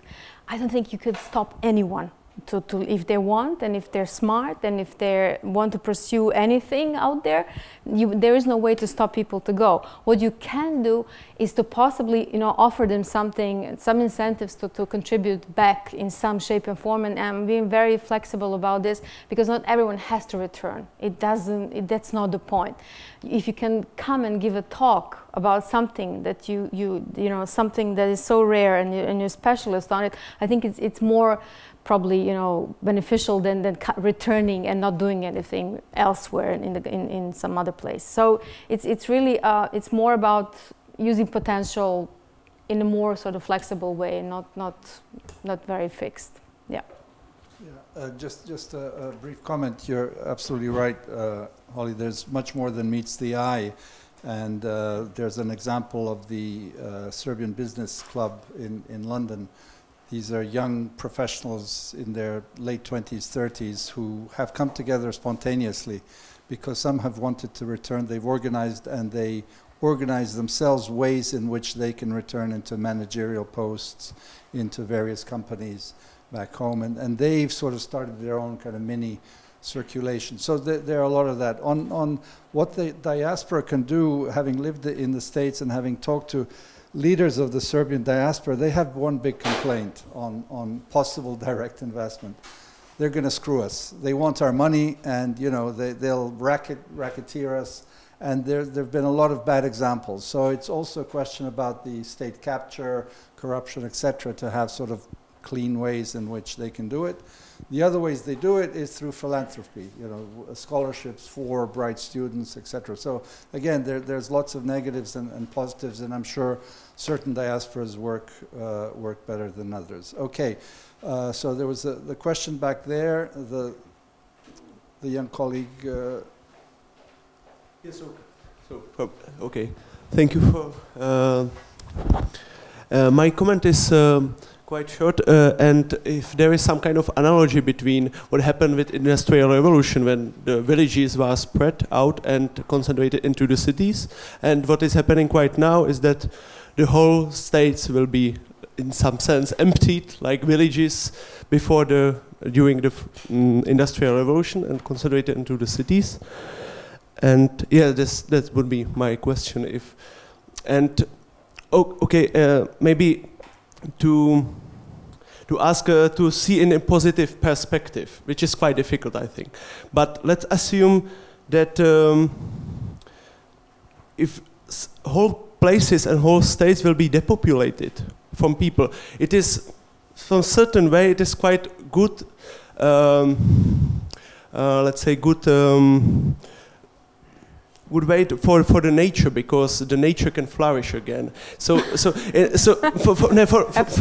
me, just to when we see the Chernobyl series, the nature again can concentrate it in the places that were previously populated. And so, for me, from global perspective, let's assume that all the European will be concentrated in very narrow places, and the nature around can flourish, like when you see Hong Kong and so on. The cities are quite concentrated, and the nature around is flourishing, because the people are concentrated on one place. So if I can assume this, let's say, good perspective from the nature. It's a brilliant point. I haven't thought about it.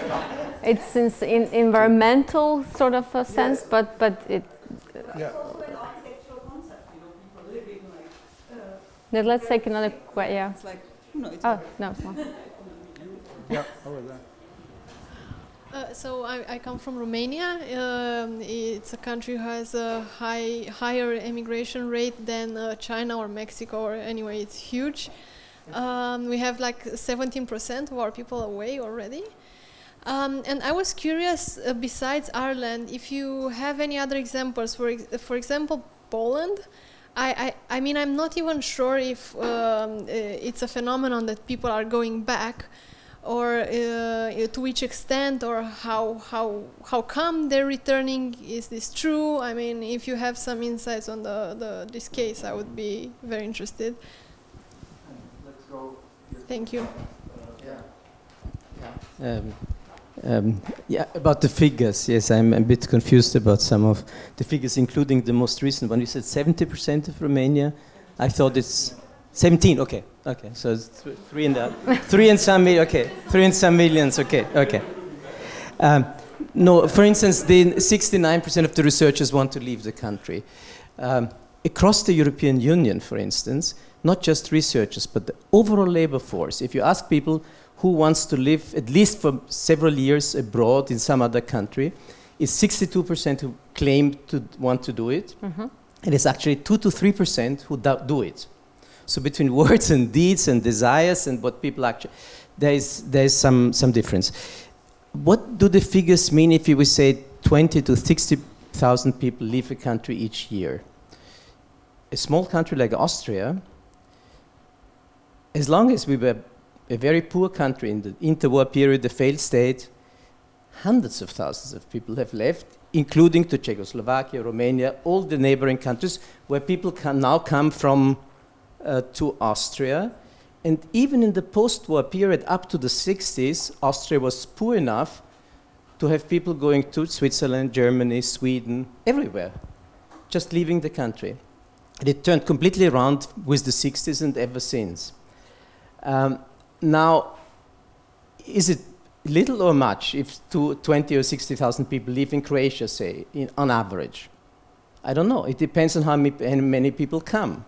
If, you know, in Austria, 120,000 people come is against 100,000 people leaving, what's the problem? It's very good, because the population doesn't wither away as it does in other countries. So it may combine itself with depopulation, but it may as well be with population increase. Even if you have a net immigration rate, if there's enough, you know, natural population growth, this doesn't matter. Some countries really have very serious problems, from Romania to Bulgaria. You know, if 500,000 people disappear from the labor market in Bulgaria, this may be good for the old age caretakers in Austria, but or for the patients of the old people from Bulgaria in Austria, but of course it's a disaster. Or Moldova is the most dramatic example. You know, Moldavian Republic, this is really very, very serious, because if a third of the population leaves the country, and not just 10, 15, 20%, you are really in very, very big trouble. So I think it depends on the overall. Is there circular migration? Circular migration, of course, is a very great chance, even if people live only for, you know, a year of apprenticeship, of learning, of skill formation, of adopting, as I heard in Kosovo. Well, if people start to adopt German work discipline and come back, this would be the big, you know. So you may have this kind of cliches as well. Yep. Do we think in terms of? I found Holly's idea about this, you know, expats giving donations, doing, you know, not just sending remittances back. I didn't understand whether you said people now send not as many remittances any longer. It's getting lesser, but still it is a portion of the budget. So because it's less male, it's less low skilled, it's more skilled, and it's more female immigration.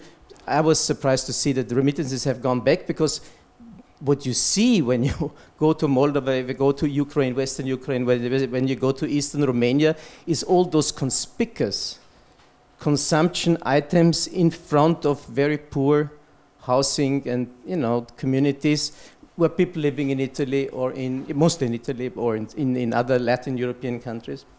So obviously there is there are still important remittances. About the diaspora, you know, Mr. Orban claims that there are 10 million Hungarians, but another 5 million living abroad. They're all Hungarians, but they live in the Vojvodina or in Slovakia or in Austria or in California. In Hollywood, I think there may be more, Beverly Hills, there may be more Hungarians than in many Hungarian cities. One can, you know, the question is, how long do you count Hungarians as Hungarians? How many generations should pass by when you call, you know, Beverly Hills inhabitants true Hungarians?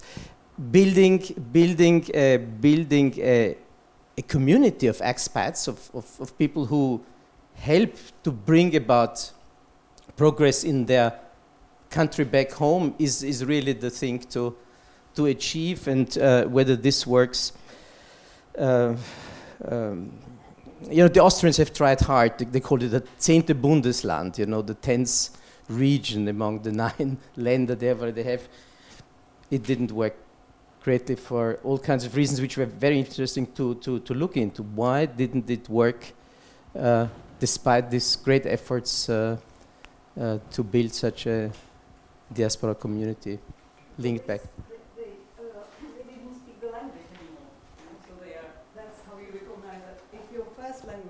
Hungarian, then you are in Hungarian, I'd say. This is simply... So then my wife must be Hungarian, except that she's Romanian, you know? Yeah. But her first language is Hungarian and German and not Romanian. So is this enough?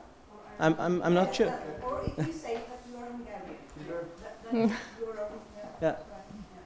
Mother tongue, I'm not so sure whether this works. Good mother tongue.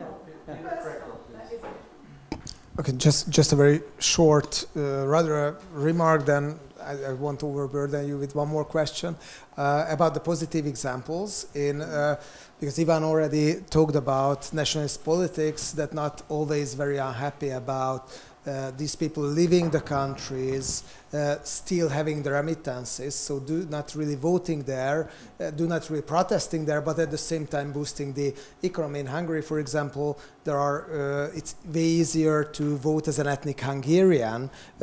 Even you don't need you can just send your vote via letter, but if you live in London or in Vienna or so on, it's really difficult to vote. So there is some selectivity. But what happened in Hungary is that there was a movement that was built up, a political movement, practically on the basis of the young expats who were learning in foreign countries and who were working in foreign countries. And the Momentum Party, which is right now Liberal Party, has about 10% support still, rather some fresh air in Hungarian politics. Its identity was definitely that, okay, we tried ourselves in the West. Right now we want to change do some change in Hungary, and it really served as a magnet for many youngsters to come back to Hungary and do politics. Of course, if it would have failed, then all of them would have left again, but it proves to be successful, and at least in the short run. So even politically, there can be some such kind of positive examples. Absolutely. And back there. Hi.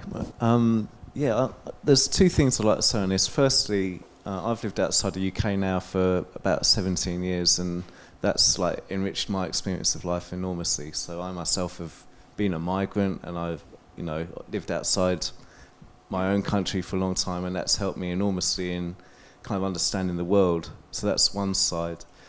But more on the downside, I think we don't have to look far to see what might happen to, let's say, the Western Balkans and the Balkans in general. I mean, surely we can look at the states that were on the losing side of the American Civil War, Kentucky, Tennessee. We can see that, unfortunately, no, there isn't going to be a romantic reversion to nature in these places. They're going to be turned into chicken farming, logistic places, the places, let's say, industries which are too dirty or too regulated to function within, let's say, the core countries. And I think even in Hungary now, in the regions now, you can see that exact model is being and has been implemented. And when we talk about economic growth in Hungary, it's more or less, at least in the regions, based upon that model exactly. And so the challenge is, I think, for anyone who regards that as being a suboptimal outcome, is the infrastructure, the economy of somewhere like Kentucky could actually be replicated across the periphery of the European Union. And I think we've sort of hinted at this occasionally, but I thought it was right to kind of spell that out. You will have reactionary politics, and you will have a depleted economy. And I think, I think you can see it now in Hungary. Even in, I think, historical examples, if you look at the story of the Habsburg Empire, how desperately poor the rural areas of the Habsburg Empire were. There's no reason to think that anything has changed in this regards. So it's a dangerous development, I would say, without inward, let's say, rather even contrived planning in the areas themselves to replace some of what's going away. That's all. Thank you. Thank you. Okay, let me try, because there are questions from the environment towards why Austria failed with its diaspora strategy, to whether this is a short-term issue, and Kentucky in the end. I think there is an overarching thing here in all these questions, and it's basically, the change of narrative. Why other countries, why there is no, for example, Bernd, what you said about, why making drama over 20 or 60%? When you have a fluctuation of people, when people come in and they go out, and it happens constantly, and they come from everywhere and anywhere, this is not an issue. You can talk about 15 and you can talk about 90%. It doesn't matter. This is more or less what Ireland has done by opening up. Unlike all other countries, they have opened up towards European Union and Romania and Bulgaria and other countries, and they've started attracting. Only last year, they have reported a little bit of incline in their own population, so attracting Irish back. But it wasn't targeting only Irish, it was attracting everyone else. So, even people from the UK after Brexit, people from Romania, people from Croatia, everyone and anyone who wants to come into the country. And then, if you can replace every doctor with another doctor, this is not an issue. However, this is not what's happening in the Western Balkans. And this is why these statistics matter, because if you have 69% wanting to leave, and bear in mind that these surveys are being done, with other questions attached. So it's really about motivation to leave, but to leave, and never come back. This is the point. Then you have alarm, bell over there, because it's not something that should be overlooked, and it's not something that's going to be quickly fixed in a short period of time. And this is why we talk about percentages the way we do. With, as I said at the beginning, one has to be extremely careful when we use numbers in the Western Balkans, because they have been manipulated for all sorts of reasons. Why also, like going back to your question on we have tried and we have failed. I think there are different ways to do it. And we're also not talking about immigration from 30 years. These are virtual immigrants. Everything is happening electronically in some other world. You know, it's not the same. They don't queue up and look for visas and go to other places by, you know, the same traditional way. But networks that are existing in the virtual world are completely different. I think we completely overlook the potential that sits within this IT generation of emigrants. Also, the change of narrative in the sense that, you know, we have to rebrand it. We don't call it anymore, you know, we don't imply something catastrophic, but we rebrand it as a potential. I mean, what I've heard in other countries that managed to attract people back or attract other people, not their own people, is really, you know, saying like, it's fine. When you study, you go abroad, you pursue other things, you know, you learn languages, and then you come back and you do something. It's in the Western Balkans, this is not happening. This is not like, you know, you go there and obtain something and like, you know, get yourself exposed to all sorts of amazing things and come back. But it's like go and never return. And this is I think, a great problem. As for the environment, I completely agree with you. It would flourish, it would be amazing. But here we touch upon something I think really important. I lived in Berlin in the last couple of years, and you know, you can also see it in countries such as Germany. You also see this, I think we shouldn't mix it up, urban and rural or periphery. In Brandenburg, you also have no doctors. It's like exactly the same story like you would hear in any other country of the Western Balkans. No doctors, no teachers, everyone is leaving, probably environment is flourishing, but this is pretty much the story. And I can understand the point of, you know, a serious country that comes up with its own migration strategy saying we will get what we can suck into the system. And we will do it, you know, whatever it takes. So I can understand that point of view. At the same time, you know, I don't think Balkans is too far. In 2 weeks in Vienna that I met like dozens of expats, you know, anywhere and everywhere in Vienna. So this is basically where the Balkan starts. So everything that happens down there, and if you have no doctors, you will have entire families emigrating because now no longer they can rely on services. But they had good, you know, jobs there, and they were actually quite okay there. But now, because of this, they will want to leave. And this is a problem that will eventually, you know, come to Austria. It will come to Germany. It will come to any of the countries. So I think in that point, we have to think about it very much long term. And going back also to Holly's point, is this a short-term issue that will change anyway, and something else we will be thinking of? You're completely right. In 2015, it was migration. Everyone was about, you know, Syrian refugees coming to Germany and what can be done about that. Agreements with Turkey, all sorts of things. Now we're not discussing that. Now we're like a little bit more into some other topics. We cannot project what's going to happen because there are, you know, other things happening. And the Western Balkans is a really, really small region, and only strong if you see it as a one thing, but other small specific countries don't mean anything because we're talking about really small places. So we don't know what's going to happen, but we for sure know that this is going to be deserted in a way, maybe not like Kentucky, although there are some, you know, you have mentioned some dirty industry and these kind of things, that this is already happening. You know, there is a borderline between Croatia and Bosnia, and now Croatia, as a full-fledged member of the European Union, wants to dump its dirtiest industry there close to Bosnian border because Bosnia can't do anything about it or can't do much about it. So this is also, you know, there are dynamics in that direction as well. Hopefully not, this is not the full scenario. And politically attractive, what Péter, you have described. I remember living in Bosnia and being in Bosnia in 2008, when there was an energy created within Bosnia around European integrations. And there was a really, you know, really good people in good places. Director for the European integrations, Minister of Foreign Affairs, doing things, you know, not just talking about things. You had dozens of people that I know myself coming back from all sorts of fellowships, Chevening scholars, Fulbright scholars, coming back and working with these institutions as civil servants and really working to do something about their country. It lasted 2.5 years.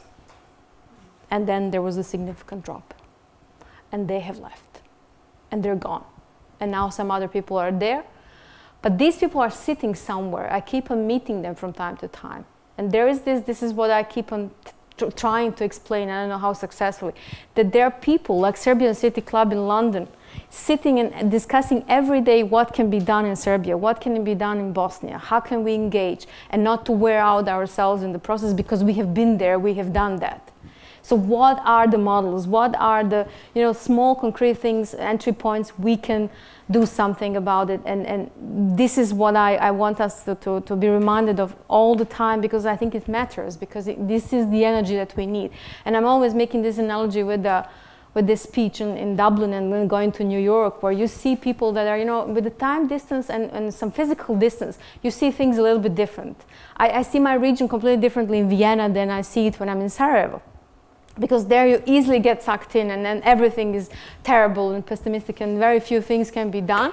But then if you move away a little bit and you see other things happening that are not necessarily all that amazing and glossy, then you get to the point of having ideas how it can be done. And I think this is where I would like to basically head to with some policy proposals, with very, very concrete things that could be implemented, like low-hanging fruits that are everywhere, but we just overlook them because we keep on thinking about abstracts, and we keep on thinking about whatever. I mean, first thing first, like can we do a labor survey in the Western Balkans? Like to begin with, some simple things that can be done, and they don't even cost that much, and that will be the start of much greater things.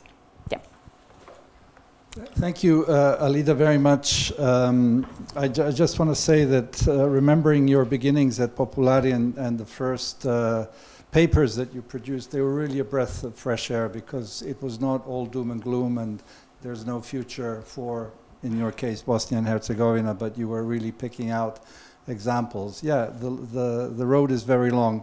Many of us here are part of this story. We're outside our countries.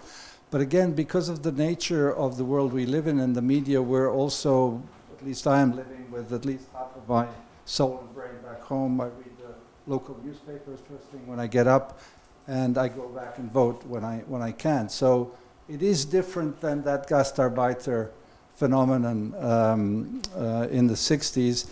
And also, you take your Uber, and half my Uber drivers are from Serbia or Bosnia, and I asked, when were you there? Oh, last weekend, or 3 weekends ago. So there's a lot of va-et-vient, and if nothing else, they are consuming products, going to restaurants or something. So there's more than meets the eye. Does it make a difference? Of course it doesn't, because the vector now is to come abroad. And the question is, and Holly's question is completely right, will things change? And then Ivan's question, what does it mean for actually the political vote? Do these Uber drivers then go back and vote, and for whom they vote, and how do they vote? I think that's a fundamental question, and that is something that we can tackle all together as you move forward. So please join me in thanking Alida.